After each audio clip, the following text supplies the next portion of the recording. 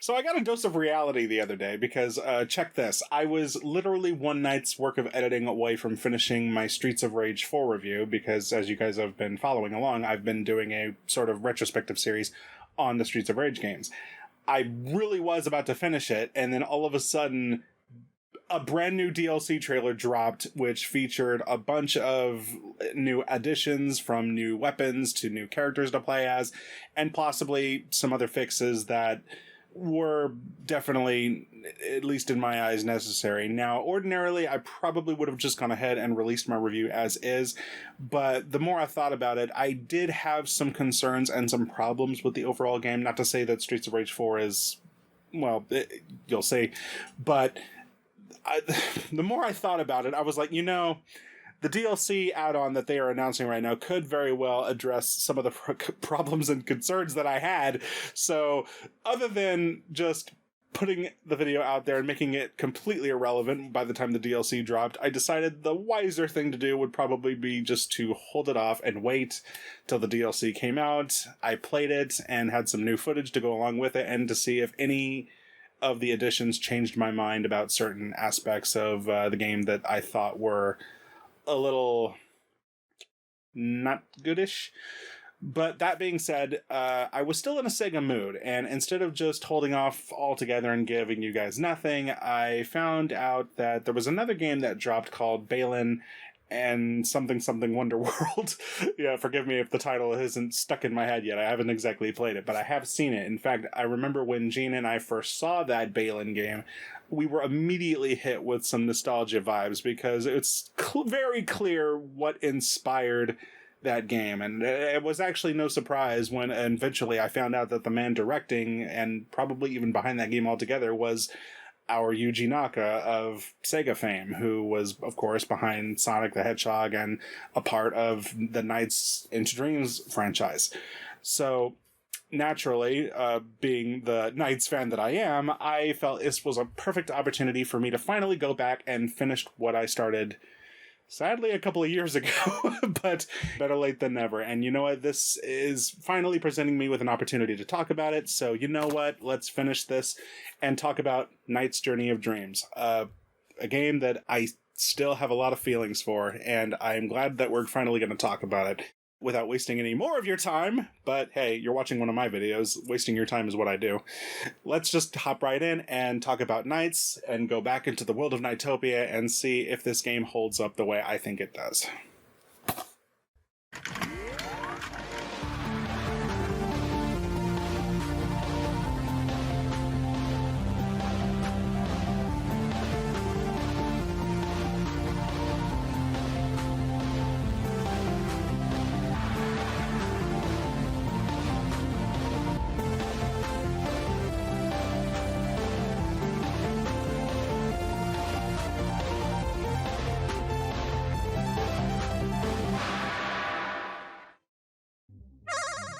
Now, before we begin, I want to let you guys know in advance that if you haven't seen my videos on Christmas Nights or the original Nights into Dreams for the Sega Saturn, I strongly suggest that you visit those videos first, as this review is technically the third part in the series. And also, I'm really proud of those videos. So yeah, go back and check them out. No, it's okay. You can pause the video here and I'll wait.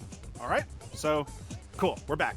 So after the release and considerable success of Nights into Dreams, the character NiGHTS was arguably a new icon for the company of Sega to boast having.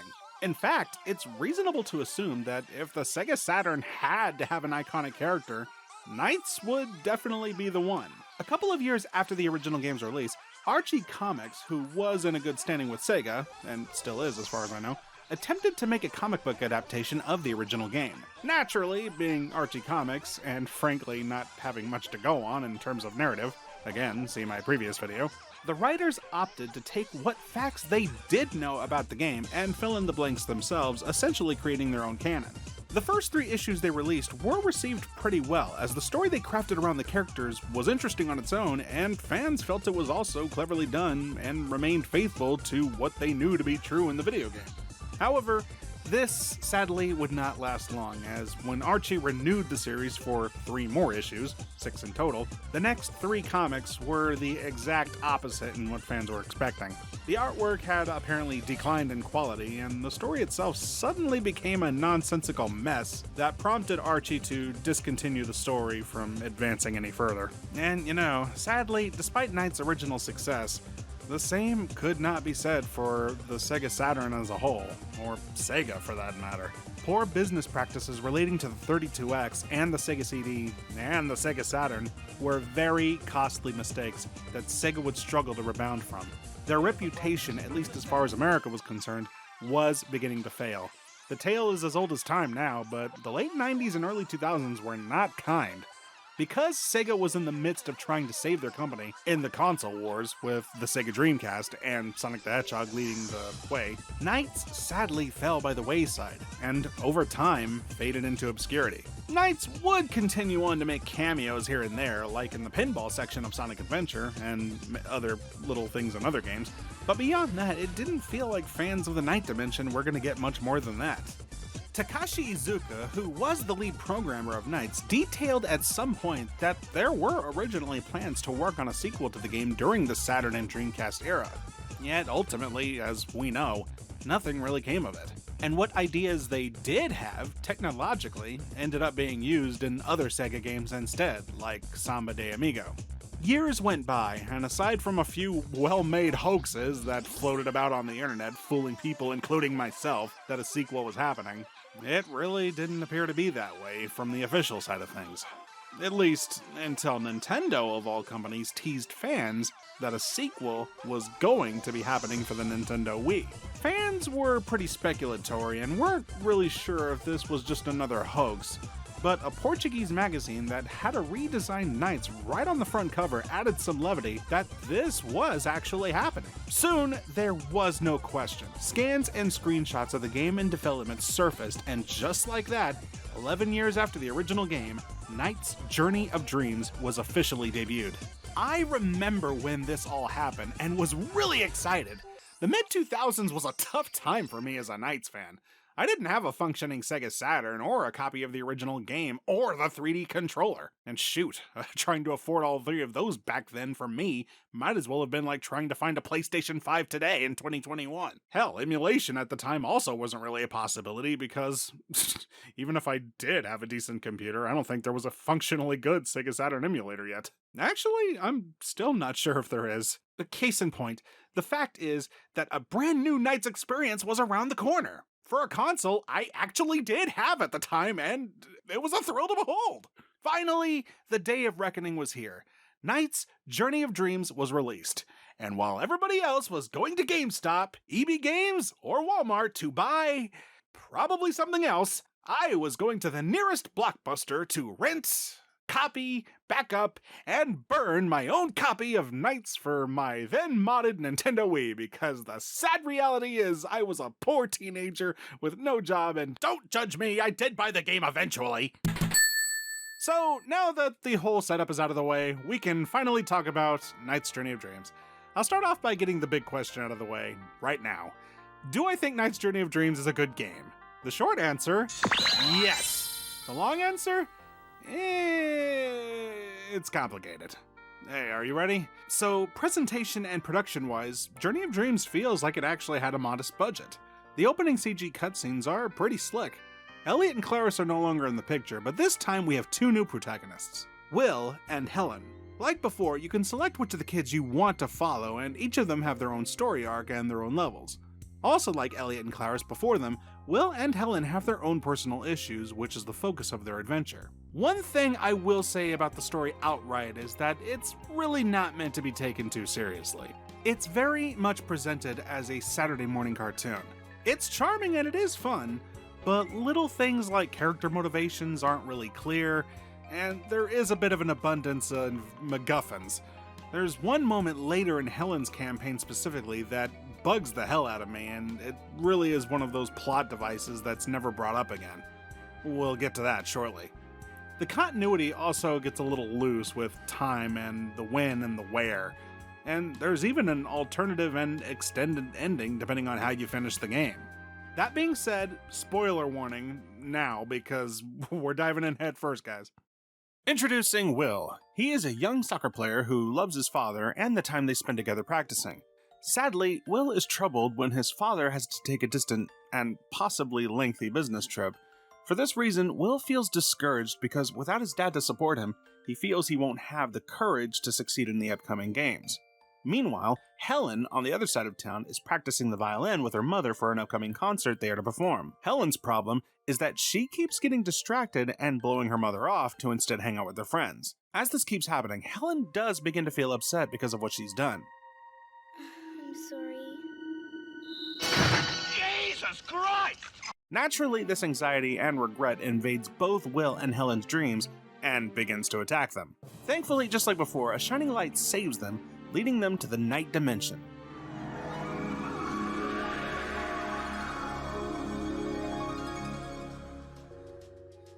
Now, from my understanding, both stories are more or less handled the same way Sonic Adventure 2 handled its story. They both don't start at the same time, but they do reach the finale together. Contextually, I think Helen's story is the one that begins a little bit before Will's does, and that's only predicated just on how the other characters like Knights react when they see them. When both kids arrive at the Dream Gate, which is like the hub for visitors who manage to get there during sleep, a new character named Owl greets them. Owl's purpose isn't exactly known. He really just acts as an exposition dump for the audience and a tutorial for people who've probably never played a video game before. And I swear, he's just like Oma Chow from the Sonic games, cause he never shuts up. Visitor. Where? Visitor. Where? Where? Visitor. Where? Visitor. Customary procedure in such cases is as follows. The thing to do is as follows. The thing to do is... You have such a talent for speaking and telling us what to do. Thankfully, this is also where Knights gets reintroduced. Oh, well, if it isn't that carefree little rascal again. Hey, now this one looks interesting. My name is Knight. What's yours? One point of contention I remember being a hot topic when this game came out, people were not feeling Jaleesa Aguirre's voice as Knights. Now, it's not that she gave a bad performance. Honestly, all the actors in this game do a credible job, especially given what they're working with, that is. But I think Jaleesa's obvious female voice wasn't exactly what fans of Knights were expecting this character to sound like, especially after 11 years of being almost mute. We already knew that Knights was, again, genderless and a creature of the dream world, although canonically referred to as he and him, even in this game. And while I admit, even I didn't expect that to be his voice, I know it's common in writing in different cultures, especially Japanese, that they often like to give their hero/innocent type characters a light and less masculine voice to show that they are innocent in nature, which I can totally get behind, and I understood this even back in 2007. So while Knight's voice was very feminine, I think Jaleesa actually did a good job in giving him a whimsical, cheerful, and carefree voice that Knights, by nature, I think was supposed to have. And in a way, I think it's sort of become iconic, and at this point, I can't really imagine him without it now. Okay, that and having my name in this game sharing the name with one of the kids, Will, whilst hearing Knights constantly refer to that name does kind of give me a nice giggle. What do you want? I'm biased. Let's go, Will. Knights cheerfully greets each kid and encourages them to try flying around with him, aka dualizing.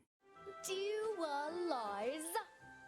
If you recall what I said about Knights in the first game, despite him being the title character, he wasn't really designed with much of a personality to begin with, and his only description was that he enjoyed being around those that have a strong sense of courage, which is my explanation on why he likes to hang around the Dream Gate, since those that manage to appear here usually hold on to their idea of courage. After the individual kids get acquainted with Owl and Knights, it's revealed that somehow each kid, while sleeping, has indeed managed to hold on to their idea. This allows them to visit Nightopia and explore the fantasies of their mind.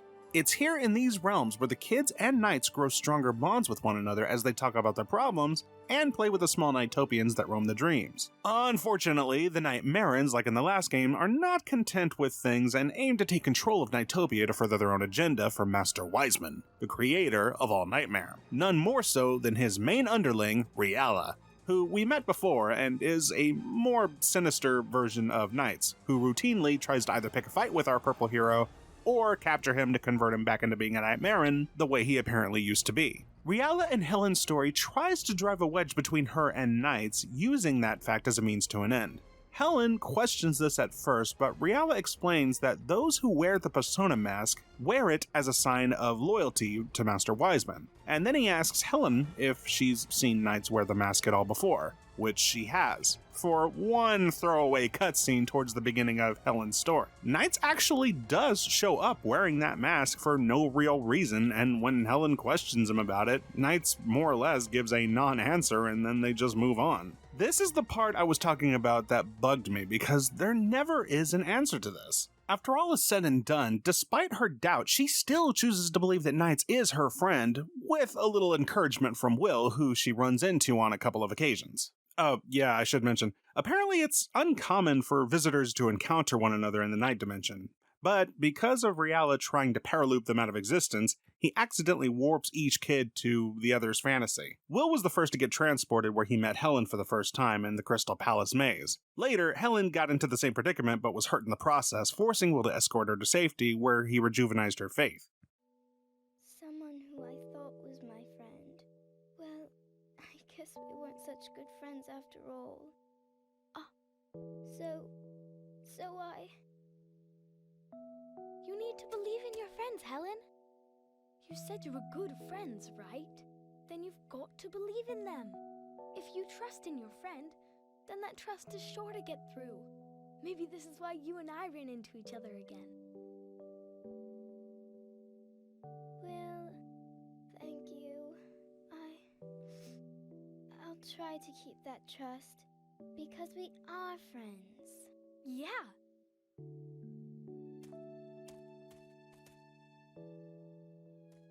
Thank you so much, Will.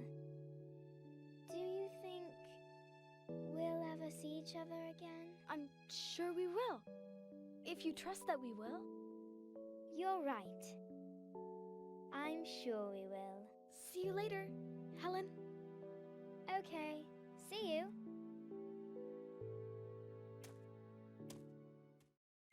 Even after Helen returned and helped Knights yet again free the Nightopians from her fantasy, she still doesn't pursue any answers out of Knights as to why he was wearing the mask. Ultimately, it really doesn't matter, because we know that Knights isn't the bad guy. Still, I felt that this was kind of a sloppy way to handle a plot thread that was a little more than contrivance and didn't really go anywhere. Oh, whatever.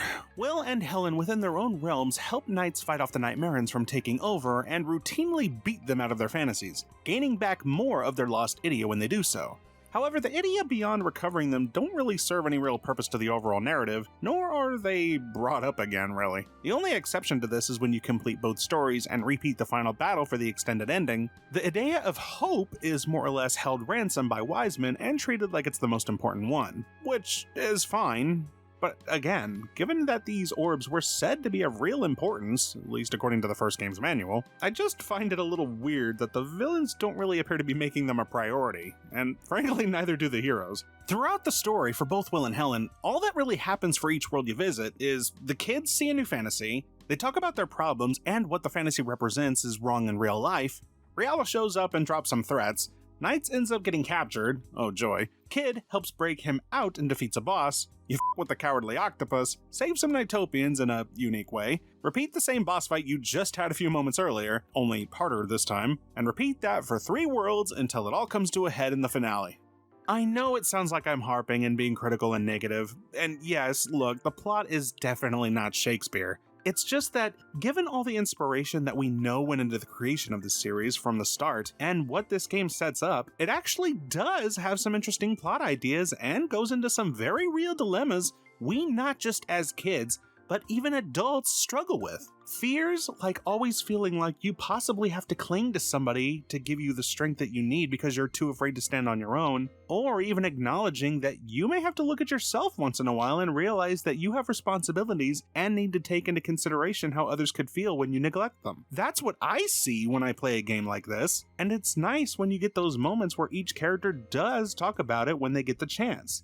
It's just that the game as a whole doesn't really allow itself to explore these moments deeper. I feel like it's there. It's just, I don't know if they didn't have enough time, or if Sega or Sonic Team opted out because they wanted to play it safe and go for something simpler, or who knows. But despite how simple and even a little repetitive the story is, I swear I feel like there's a tiny hint of brilliance in it that I wish I could have gotten to see explored more. If Sega just had a team of writers to really flesh out the already rich lore the series has. That being said, for what we did get as a story, it's not bad. It's just simple, which, if you think about it, in of itself is probably its biggest crime. I'll cover the finale in the end, but before that, let's talk about the gameplay.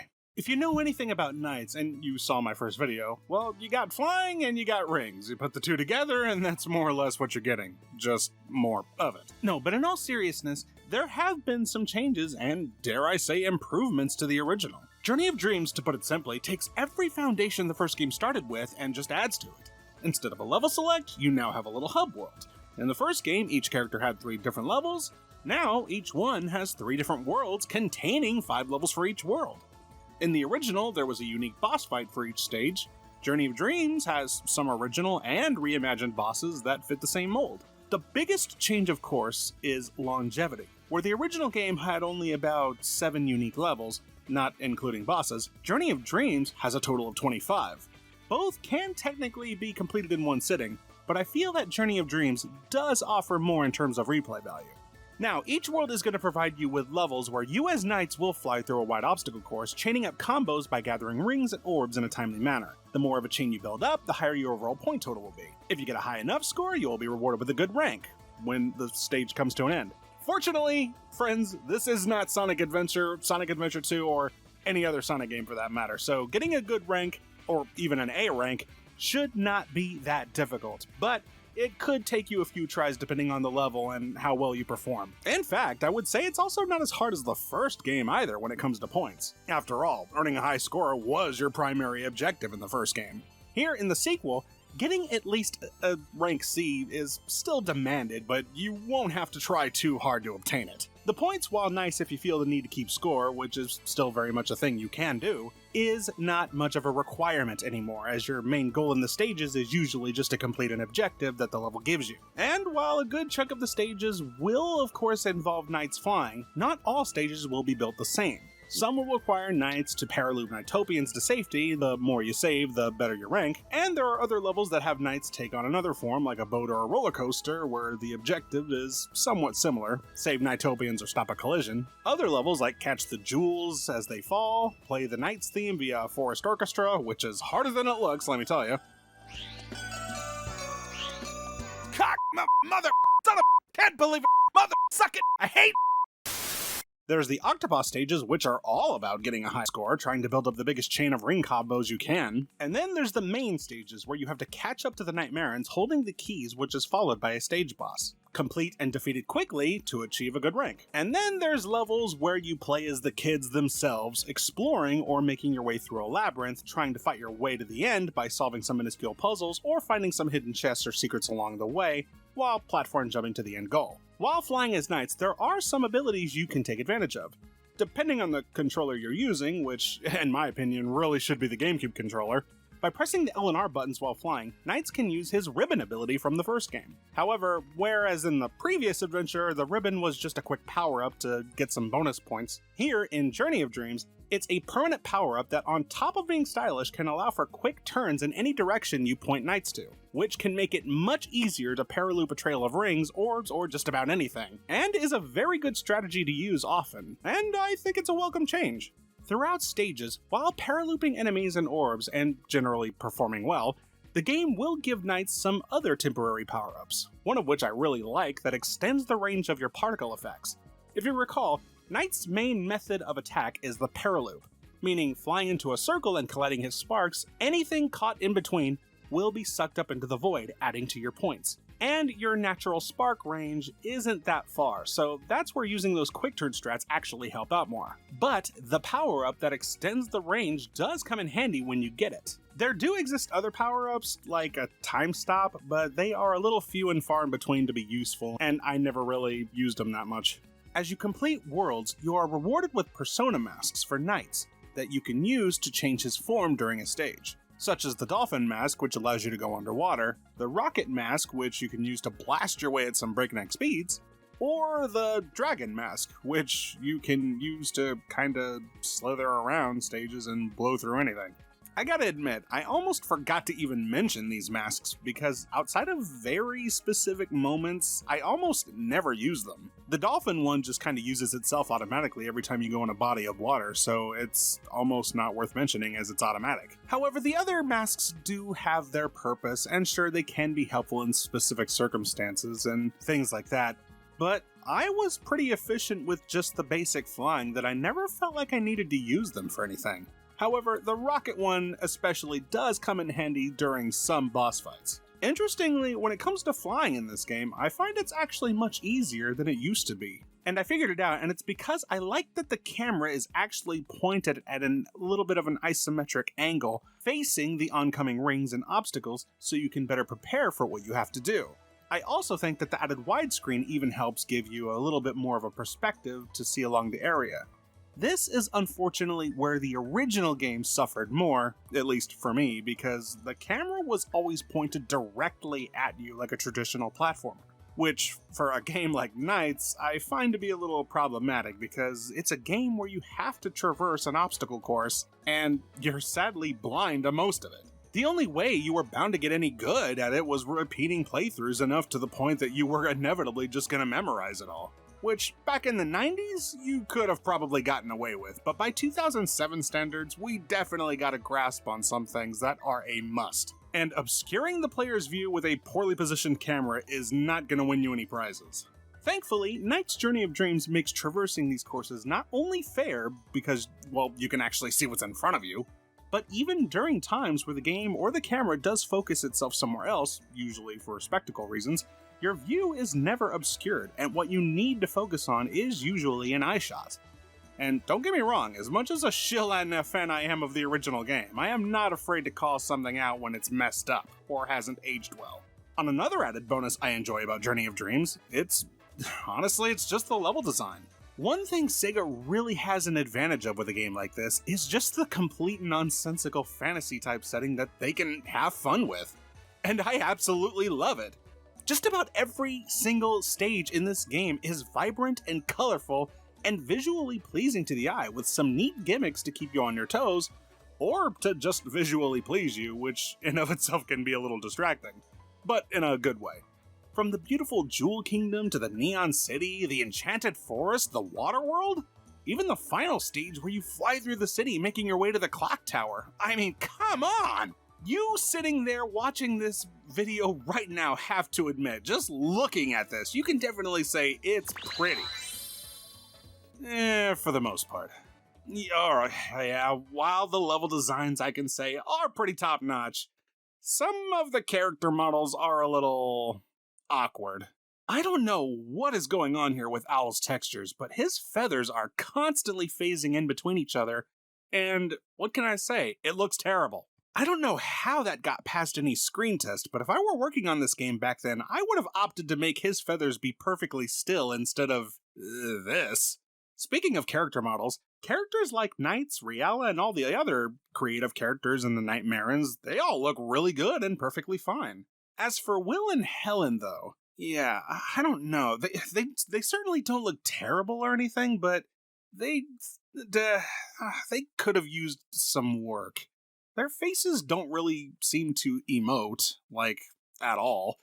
And I don't know if it's just me, but it looks like they were both dunked in a tank of shellac varnish. 'Cause, my god, are they shiny. Again, I have no clue what kind of constraints Sonic Team was under when they were making this game, because while the levels and some characters look really good, especially for Wii standards, others are just, Wow, really, guys? Anyway. Speaking of the kids, you have several opportunities to play as them, either by roaming the small hub world, where there admittedly isn't much to do beyond collect a couple of secrets. You can also play as them during the opening levels where you climb up the chain to play as knights, much like the first game.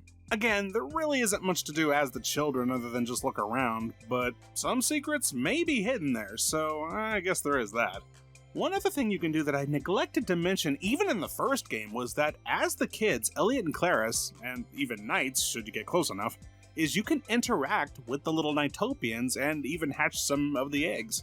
I can sort of explain this. If any of you at all are familiar with the Chow raising sort of minigame from the Sonic Adventure games, it's very loosely related to this, but not nearly as well implemented. Even the first Knights game had something like this, but it was so obtuse, and I frankly would be stunned if anybody at all actually knew how it worked, because it was almost 100% pointless, and sadly, Journey of Dreams doesn't make much of an improvement on it. Hell, like I said, I forgot to even mention it in the first game because I forgot it was even there. You can see their names and carry them around and even throw orbs at them, but none of this seems to make any difference or contribute to anything noticeable or worth your time for that matter. And while we're on the subject, being that this was a Nintendo Wii game, and Nintendo was trying to take advantage of the Wi-Fi online capabilities of gaming, Knight's Journey of Dreams sort of attempts to do this too. After you play a few levels, your character gets access to their own online dream space where it will start off blank and empty, but over the course of repeat playthroughs of the game, more and more objects, Nightopians, and even small Nightmarans will start appearing in your dream space. Sadly, people, this ain't no Animal Crossing. There is just about nothing you can do to shape how your dream looks. Well, nothing that's in your control anyway. But once upon a time, you could invite other players to come into your dream where you could do absolutely nothing together and just roam around and not even be able to communicate. Yeah, I really have no idea what the hell Sega was thinking with this. It's so bare bones and worthless. And I would have honestly forgiven most of it if you could at least talk to the other players, but you don't even have that option. So aside from trying to collect the secret item located in here, the online dream world is a barren wasteland of wasted opportunity. Well, luckily there is another Wi-Fi option, where you can race another player to the finish as either Knights or Reala, so hey, that's something at least. Too bad the servers are long gone, but hey, we still got local versus if you guys feel up to the 2-player challenge. Oh yeah, speaking of versus, the bosses are an interesting bunch. Overall, they are very similar to the boss fights in the original game. I mean, you got the giant fish, you got Puffy and Donbellon, who are pretty much identical. There's the Cacking Chameleon boss fight, whom, despite having a bit of a luck RNG thing going on in his fight, I actually find it kind of fun. Cerberus, the Hellhound, is a short fight, but it can be tricky if you're not quick. There's the Queen Bella boss fight, where you have to knock out the platform she's standing on, but the absolute worst boss, in my opinion, is the Bamamba fight with the cats. Oh my god. Trying to complete this fight in a timely manner is a goddamn nightmare. Get this, the object is to try and rotate the platform so that you can get these cats to roll into balls and fall down into these holes. It sounds simple, but simple and easy are two different things, guys. And this is not as easy as it may look. The amount of repeats I did on this boss just to get a satisfying rank annoyed the ever-living hell out of me. Thankfully, this is the worst of it. During the story at one point, Knights challenges Reala head-on and defeats him. Reala's boss fight is similar to his original encounter, but this time it's about grabbing the rotating bombs and hurling them back and forth at each other until one of you drops. As the game comes to a head, Wizeman himself appears and captures Knights as well as drops Helen into the void. Will sees this happen and gives chase after them. It's here that both kids finally have an inner monologue accepting their responsibilities and recognize that without Knights to hold their hand, they have to step up and save him, and thus... And I have to help them.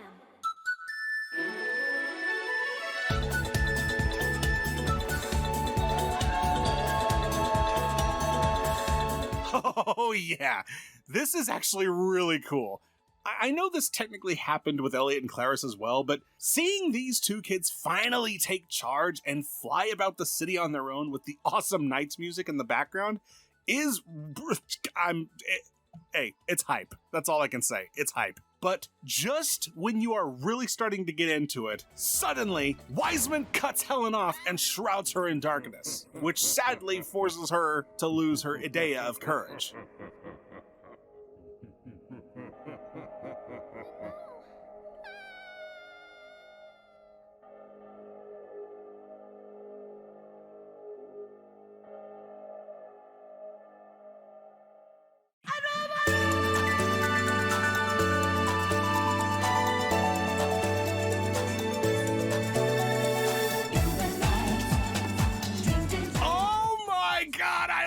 This game! If I've said it once, I'll say it 1,000 times more. Sega may not be perfect, but goddamn if they don't have a team of musical composers that know what the hell they are doing. The badass remix of the Dreams theme playing while the heroes fly towards the bell tower to rescue knights is unironically one of my favorite gaming moments. And I've played a lot of games. Seriously though, I haven't even talked about the soundtrack, but I'll just say it. No matter what criticisms or disdain you could possibly have for this game, should any exist at all, the Knight's Journey of Dreams soundtrack is, not kidding, one of the best video game soundtracks I've ever come across. It's been over a decade since this game was released, and I still find just about every single track on this 3-disc soundtrack lit as hell. I'll try not to make this section long, but I have a real appreciation for music, and I can't just let good pieces go under the radar. So just listen to some of these snippets from some of my favorite tracks.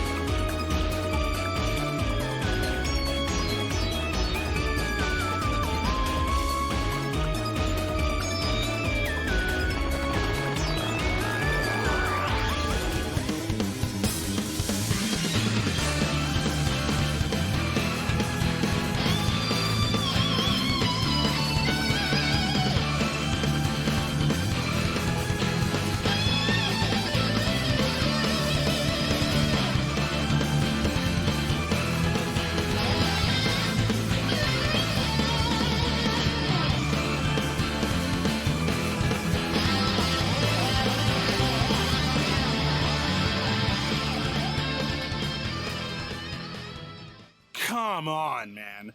If nothing else, the music alone is worth the price of admission. Especially the badassery going on here as we're trying to save knights. Once the kids make it to the top, they do unleash knights, but Reala isn't having any of it. Before he kills the kids, gee, yeah, got dark all of a sudden. Shit. Knights wants to put a stop to Reala once and for all. You and me, 1-on-1. You're on.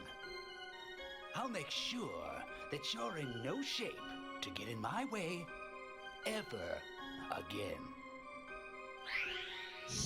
I'll deliver your heads to Master Wizeman myself. Knights does prove to be too much for Reala to handle, and then the final showdown commences. The group appear at first to be determined to defeat the God of Nightmare, But then he drops this bombshell on them that, should they succeed in killing him, Knights, because he was once a Nightmarean, would ultimately perish with Wizeman. It's because of this that the kids hesitate because they don't want to lose their friend, but Knights knew that this would happen all along and planned for it. Will, it's okay. We need to protect your dreams. Knights. It'll be all right. No matter what happens. We'll be friends forever. Isn't that right, Helen? Come on. Let's show him what our courage can do.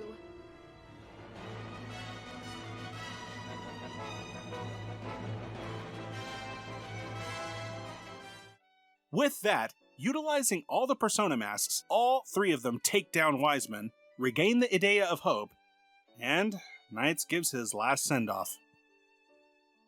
The kids both wake up in tears at the loss of Knights, but do realize that they have to live for themselves and hope for the future. Will learns to rely on his own inner strength, but his father shows up anyway, so I guess it doesn't matter. I guess he kind of lucked out on that one. He makes the victory goal, and all is well. Helen manages to make the show on time, where she and her mother play a very charming sonata piece and get the applause. And the final scene ends with our two lead kids actually getting the chance to meet in the real world.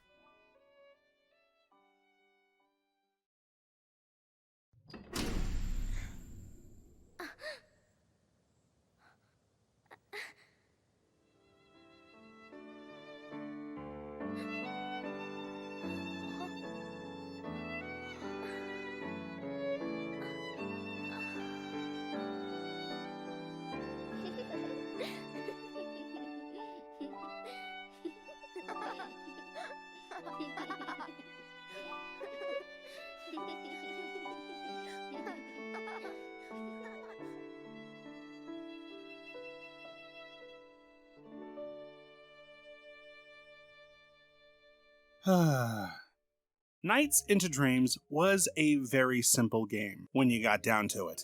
It had 5 levels, you flew around in a controlled environment, flying through rings and earning a high score. You had a game manual and a few cutscenes with no dialogue to piece it all together, and the game's biggest selling point was being able to fly. On any other day, especially by 2007 standards, a game like this would have flopped hard. And then, Sega was tasked by fans to create a sequel in modern times that kept the soul of what made the first game so appealing. Did Sega succeed? Well, you'll find the answers to be quite polarizing. Nintendo certainly thought Sega did a great job, as they gave the game a whopping 9 out of 10 on Nintendo Power, and while other critics like Electronic Monthly gave it a fairly positive review, they did share some of the same criticisms that I had, but definitely harped on the poor motion controls. Yeah, that is actually one thing that I really didn't go over. When the game was announced, it was hyped around the gimmick that you could use the Wii remote to fly instead of the standard controller. However, this was back before even the Wii Motion Plus was around, so you can imagine how well this actually worked out. Bottom line, it didn't. The Wii remote would constantly lose focus on the screen, and Knights wasn't nearly as responsive as he should have been with it. But, thankfully, by use of the nunchuck or the GameCube controller, the gimmick was mercifully something you didn't need to use. Other critics tended to be all over the place with this game. There was plenty who gave the game positive feedback, understanding what it was trying to be from the start and not expecting it to be anything more. Others, in spite of praising the elements that were shining examples like the visual spectacle and the music, couldn't really get into what Knights was all about, claiming it was really only for those who were already invested in the character to begin with. And newcomers probably wouldn't find much here since, in truth, Journey of Dreams was, by design, trying to remain as faithful to its Sega Saturn predecessor as it could, even by Takashi Iizuka's own admission, since he returned to be the lead director. However, considering that Knights Journey of Dreams wasn't a AAA game from the start, it still sold well enough, or at least within reason, and hey, it didn't bomb, so that's a good thing. And even now, Knights fans as well as Takashi Iizuka himself have stated that he would love to work on another Knights game if he was ever given the opportunity. As for me, I am right up there with the rest of them. While Knight's Journey of Dreams is a flawed game, that is without question, clinging onto the past and doing not a whole lot to advance the series in a direction I think it would need to survive in today's modern gaming world, I still was pleasantly surprised at how much magic and inspiration I was able to see in this small game. It's a simple story with simple gameplay, but it's rich with lore, and I can tell the people working on it actually did put some effort and heart into it. It may have been fueled with nostalgia, but for me, that wasn't really a problem. However, I do think it's true. This game was made for fans of Knights who desperately wanted to see the purple hero in action again. Not all Knights fans may have been happy with what they got, but I for one do think that Journey of Dreams is a much better game than the original. In just about every conceivable way. Do not at me. You know it to be true. As much as I still love the original game, I can't understand why some of the more elitist fans can't see how the sequel actually improved upon, even if by a little, the shortcomings the first game had.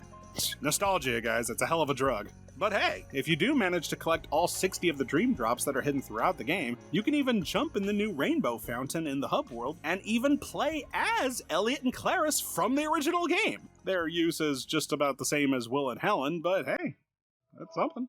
So, if you've come along this far, dear viewer, first of all, thank you so much for sticking with me as I rambled about this decade-old game that time may have forgotten. And second, I hope this review/retrospective of the Knights games has given you some insight and has encouraged you to try these games out. Because, honestly, there is no other series I can think of that is like Knights. While it certainly has conflict, it's probably one of the most serene games out there that doesn't put an emphasis on violence and over-the-top action to engage its audience. And that alone, I think, is what drew me towards it.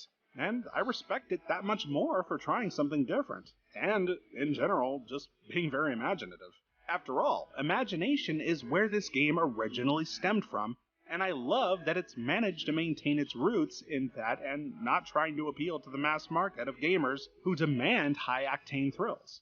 And while this isn't the last we've seen of Knights, he's made other appearances since then in other games and comics and media. I wouldn't be lying if I said that the ending of Journey of Dreams, with Knights waving goodbye at the audience, actually felt bittersweet and kind of conclusive. Hopefully this is not the case. Sega is still alive and well, and if Sonic the Hedgehog can have a series of failures and still manage to land back on his feet, I don't see any reason why Knights can't gain another boost of momentum as well. Because I think Knight's Journey of Dreams is actually good.